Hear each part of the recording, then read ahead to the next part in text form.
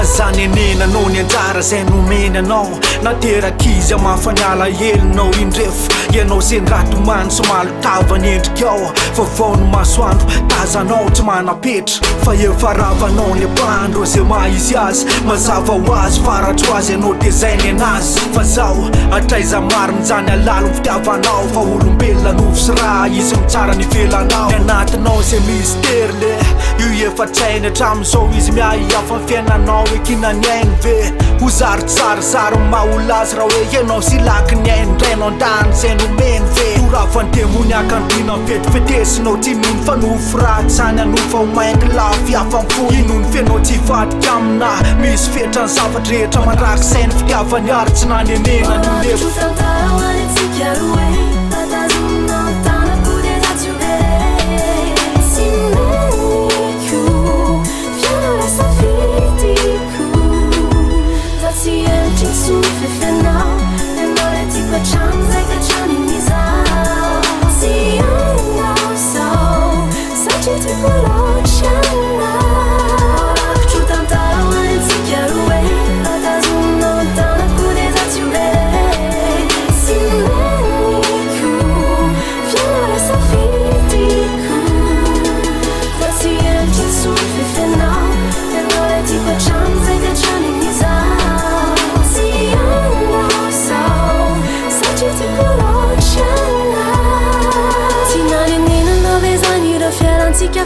Enao le nofinitiko tsy toto fazavary enao no afiko anjarako tondra ny anarako sao anao ianao anafa tsy iray afarako e tiaza mihevitra enao itsonye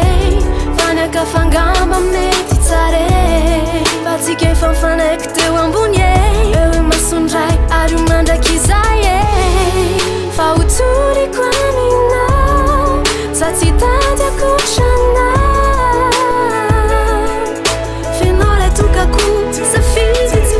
Fatsona wanao manakana usafidina fatsona wana tsy nangataka anao andefo mandriko de ty tsarofo raha misy olo tianao eto antany mba sana vasa anisany voaloha am'izany fa tsy nanenena koreo lasa nireo taona nifanesy ireo tsiky ranomaso fa ianao efa nekeko ainao za tsy laviraha fa misy toetra nopelo mety hoe poto manaleky afapoto misy fokaza manaenao tiko rirerino